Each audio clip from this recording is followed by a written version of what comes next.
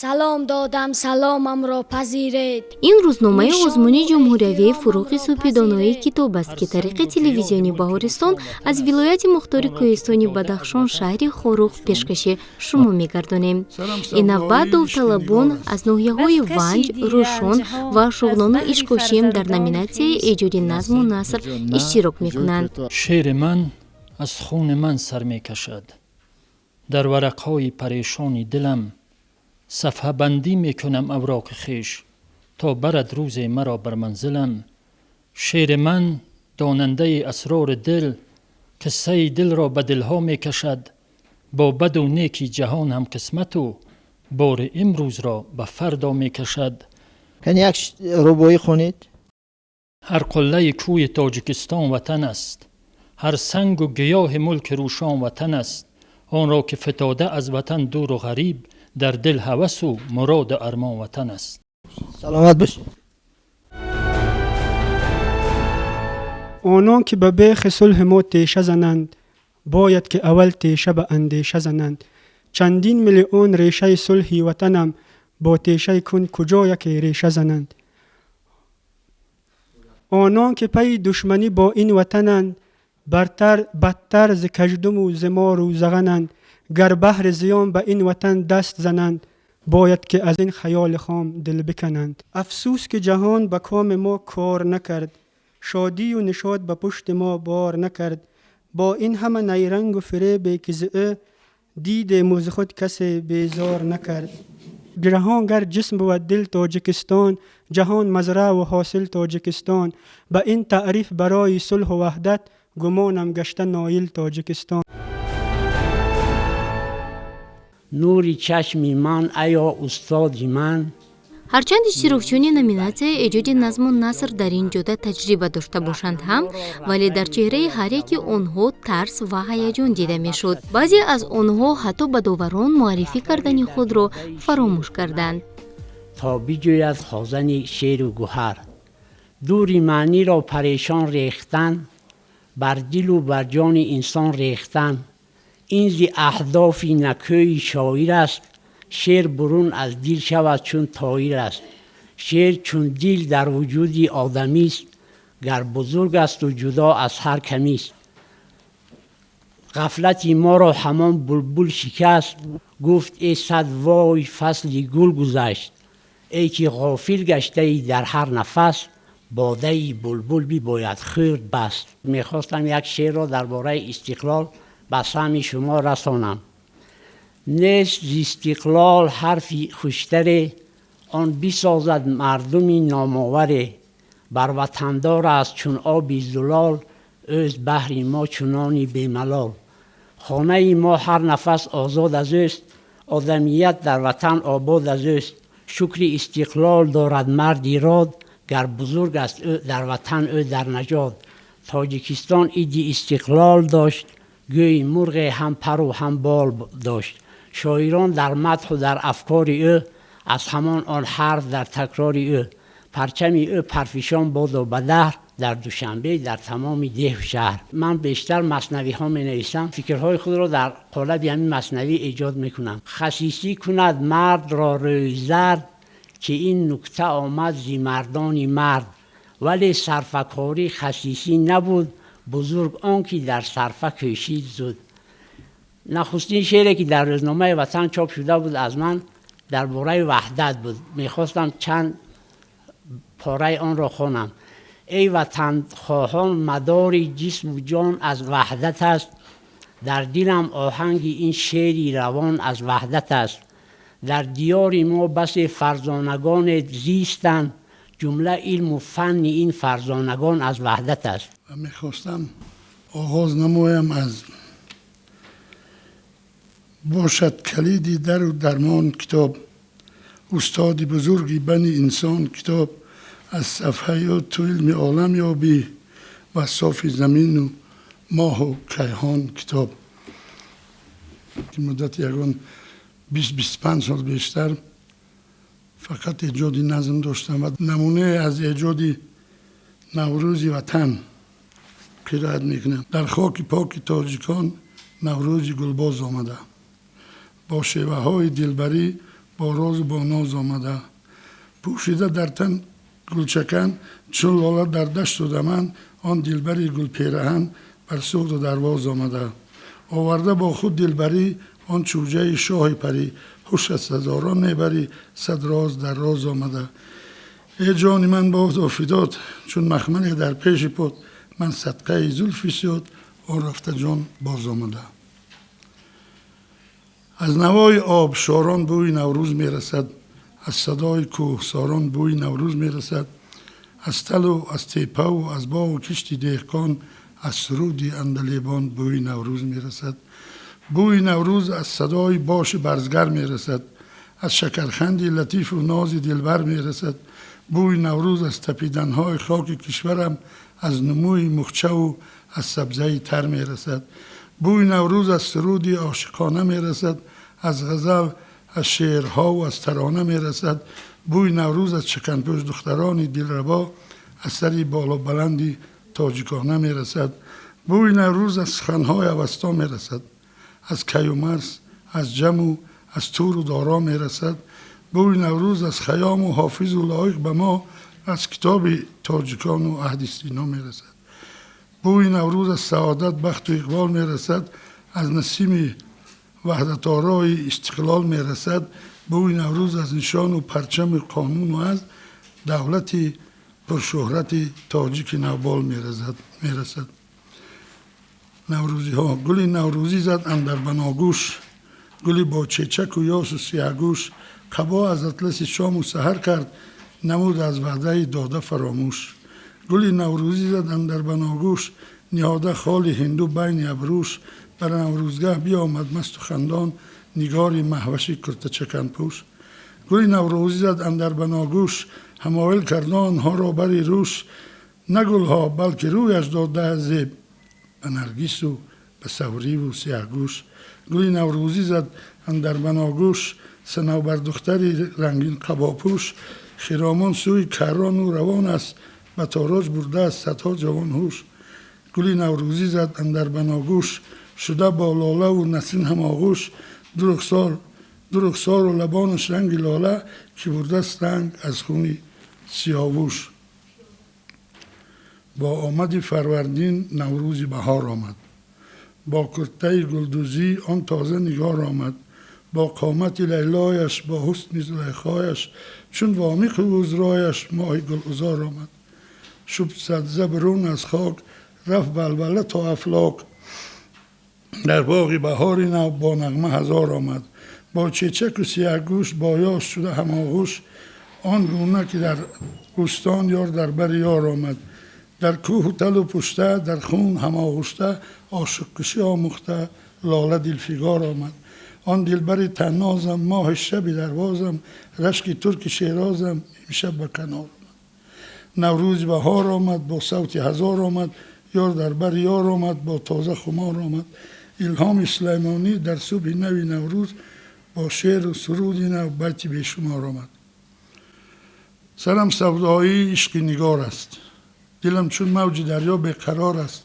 در این روزهای نوروزی دل افروز، زی هر سو صوت آوازی هزار است. طبیعت سبز رنگ و سبز پوش شد، به صحرا دهقان از پشت کار است. چکن بر تن ببین دروازی دختر، شده همرنگ گلهای بهار است. زده سرمه به چشم و سمه به ابرو، خرامش مثل کپک کوهسار است. بیبرده عقل و هوش هر جوان، قطار دختران اندر قطار است. جوانان سعادتمندی درواز، همه بر خدمت کشور تیار است. به وصف مادر و نوروز میهن، سرودهای سلیمانی هزار است. موضوعی که امروز دقت شما رو جلب میکنن کدام ها هستن؟ داغ‌های روز بعضا میگذری میبینی کمبودی از بین ما رخ میزند و آن رو شاعر حتما قید میکند و در آمدی وقتی الهامش اون رو مینویسد اینه: در جهان یک دوست یک همدم نماند، مهر و شفقت در بنی آدم نماند. سوی بیچاره نسازند از دراز، حاتمی تایی در این عالم نماند. از وطنداری زنیم لاف و فوگذاف، در دفاعش لیک یک دوستم نماند. آبی پاک و صاف همه گویم لیک، آبی صاف در چشمه زمزم نماند. بیشه و جنگل همه تاراج شده، در تل و در تیپه ها شبنم نمان خودستایی میکند هر یک جوان حرمت پیران کار کم کم نمان از جهانی گشتنم در اصل نو آتش فرهنگمون چون شم نمان کیلک در دست سلیمانی ولی از بشارت بر شما یک دم نمان و شما الهام سرشار میخواهیم کامیابی میخواهیم. иштирокчиёни номинатсияи мазкур намояндагони касбу кори гуногун буда бо сину сол аз ҳамдигар фарқ доранд вале ҳамаи онҳоро эҷоди шеъру сухан ба ҳам овардааст. баҳори сад саломамро пазиред. ассалому алайкум. ман хонандаи синфи нӯ муассисаи таҳсилоти миёнаи умумӣ рақами 14 ба номи Саиднив соҳибназар аз рӯи дар озмуни ҷумҳуриявӣ фуруғи субҳи доноӣ китоб аст аз рӯи номинатсияи панҷум эҷоди назму наср иштирок менамоям. ягон намуна хонед аз навиштаҳоятон. шеър наврӯз. марҳамат. биёед эй рафиқон ин чӣ ид омад насими фораму бӯи гул омад чӣ ид аст ин иди навбаҳорон наврӯз аст ин иди тоҷикон тоҷикистон ватани наврӯз аст бар ҳама халқи ҷаҳон фирӯз аст ин идро маъруф карда ба ҷаҳон пешвои миллати тоҷикон. мана мин шеъри наврӯзе ки хондед оза гӯш кун яъне чизи асосие ки шеър талаб мекунед. бубинед эй рафиқон ин чӣ ид омад насими форами бӯи гул омад чӣ ид аст баъд сар мешавад наврӯз ин вазни тамоман дигар аст. мана мегам би ин ҳиҷои кӯтоҳ аст насим ҳиҷо на ҳиҷои кӯтоҳ аст вале аз наврӯз ин тараф ҳиҷои дароз хати шурӯъ мешавад ки ин шеъри дигар бояд бошад. ҳамин шеърҳоятона ба кӣ нишон метиҳед шумо? ба муаллимам аз фанни забон адабиёт. ана як бор дигар бо нишон диҳед ки гӯед ки мана дар ҳамин озмун мо ба гуфтан ки мана ҳамин шеър бо ду вазн аст. фаҳмедед? як шеър дигар хонед. шеъри муаллим. муаллим эй сафои рӯзгорам сафобахшандаи авҷу барорам зи ту омӯхтам ман ростқавлӣ зи ту омӯхтам ман ростгӯӣ зи ту омӯхтам дарси садоқат зи ту омӯхтам дарси матонат ташаккур бод бар ту эй муаллим ки бар ман додаӣ аз сидқ таълим. хуб тобистона хон эй фасли зебои сол хуш омадӣ бар ин диёр. мана гӯш кун шогирд. эй фасли зебои сол хуш омадӣ бар ин диёр. мана соли диёрам қофия нест намешавад. ҳамин чиз ба мана давомаш бо дорад. ҳадафи ҳама довталабон як аст ҷавоби дуруст гардондан ба суолҳои доварон ва роҳ ёфтан ба даври ҷумҳуриявии озмун. аз ин рӯ ҳар яке кӯшиш мекунад ҳунару маҳорати худро нишон диҳад. хуб як шеър хонед кунед. рӯзгору ҳастии манро ба сар карди падар меваи шохи дарахтам пур самар карди падар бо нигоҳе пай барӣ аз кору бору ҳолатам чашмҳоям аз муҳаббат пуршарар карди падар баҳри иқболу саодат фикр карди солҳо ин раҳи пурпечтобро саргузар карди падар ای پدرجانی عزیز هستی ستونی خاندان زندگیم را پر از دور و گوهر کردی پدر بس کشیدی رنجها از بحر فرزندان خیش از سری جانی عزیز خود سپر کردی پدر ای پدرجانی عزیز هستی امیدی زندگیم این جهانی بی‌وفا را پرگوهر کردی پدر. یگان ربایی خونید؟ یک عمر خیال من به یادت بند است یک عمر دو چشمم به رهت پیوند است خاکستر و خاک گشتم اندر ره تو اما دل تو چرا بسانی سنگ است بی‌وضع ادب به هیچ دری وا نزنی جایی که روی حرفی ناجا نزنی آن کس که خوابی مست کنی بیدارش کشیش بینم و تا بر سرش در نامیناسی پا نزنم. ادبیات معاصر نیز داوطلبان کم نبودند و اینجا یک چند نفری آنها با هم سبقت میکنند تا اینکه به دور جمهوری راه یابند.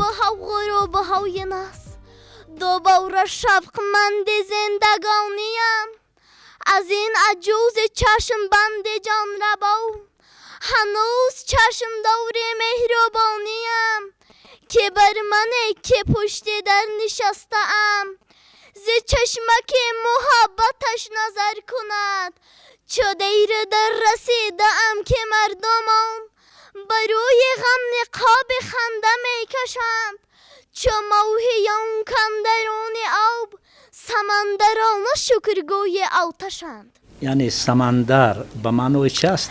این سمندر به معنای مرغ سمندر می باشد. مرغ؟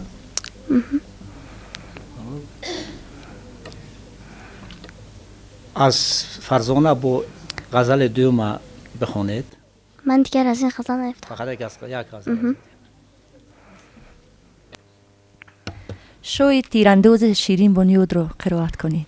این شوی تیرانداز از این من قرائت کردم. بله.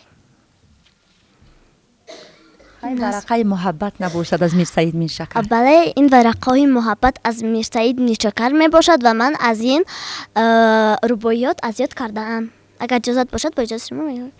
طبیعت قدی بر نو را به تو داد، دو چشمی چو خوشحالا را به تو داد، لبی گلگون روخی زیبا به تو داد، به من تنها تو را داد و نکوبا داد. باز اگر اجازت باشد میگویم. جهان گل پوش از فیض بهار است، بهاری عاشقان دی دور یار است، بیا با هم رویم و گل بچینیم که به روی تو گل در چشم خور است. از مومن قناعت. بله، از مومن قناعت من چو آدم گریه کردی را میدادم. چو آدم گریه کردیم، چشم پوشیده یا لرزیدیم، جهان را لالگون دیده و خندیدیم، گلی بادام بکش چشمان بادامیم، ببین از پیش یک دنیا، ببین از پس یک دنیا، بخیز از جا بخیز از جا، نمور ای مژده گل ها گلی بادام. امتحان نقل کنی؟ این یعنی یک پسری بوده است که به امتحان دعوت کرده، به امتحان می رود و وی در آنجا یک شناس داشتند. شناسی وی آن شخصی که شناسی آنها بود وی تقوی امان پسر بود. وی با او را از امتحان می گذراند و یک پسری دیگر که خوبتر جواب می دهد او را از امتحان می افتاند، ولی دیگران راضی نمی شوند، می گویند که وی خوب جواب داده ایستاده است و با او بهای 3 میگذارند و او را از امتحان میگذرانند و در آخر یک برادری همون پسری که او را از امتحان گذرانده بودند، برادری آن شخص باز به امتحان می رود و در آن نوبت همون پسری که 3 گرفته بود همون شخص فقط همون شخص می توانست که همون خوانندگان را از امتحان گذراند و در این امتحان همون برادری پسر گذشته نمیتواند و تقای امان پسر هم نیز یکان کار کردن نمیتواند، چون که وی با اون شخص آنقدر خوب معامله نداشت. درست است. خوب. اکنون قرائت از غزلیات. غزل از حاجی حسینی کنگورچی.